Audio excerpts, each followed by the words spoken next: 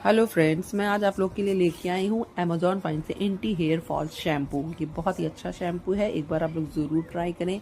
जिनके बाल बहुत ज़्यादा झड़ रहे हैं, बहुत ज़्यादा हेयर फॉल हो गया है, फॉर विंटर समर किसी भी सीज़न में आप इसको यूज़ कर सकते हैं। काफ़ी ट्रेंडी प्रोडक्ट है और ये बिल्कुल पेड प्रमोशन नहीं है, पेड वीडियो नहीं है। ये हमने जेन्युइन रिव्यू हम आपको दे रहे हैं क्योंकि हमने खुद यूज़ किया है और ये 2 से 3 वॉश में काफ़ी अच्छा हेयर फॉल को रोक देता है और बहुत अच्छा शैम्पू है। एक बार आप लोग ज़रूर ट्राई करें और काफ़ी रीज़नेबल प्राइस में है, 219 में आपको मिल जाएगा। और आजकल तो कॉम्बो चल रहा है, उस पर भी आपको नीम कॉम्बो आपको फ्री मिलेगा।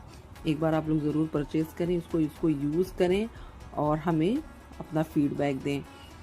और इसमें देखिए रोज़मेरी है, जिनसिंग है, काफ़ी कुछ है, तो आप एक बार ज़रूर ट्राई करें। और अगर आप यहाँ तक आ गए हैं तो प्लीज़ मेरे चैनल को सब्सक्राइब कर लीजिए, इंस्टाग्राम पे हैं तो फॉलो कर लीजिए।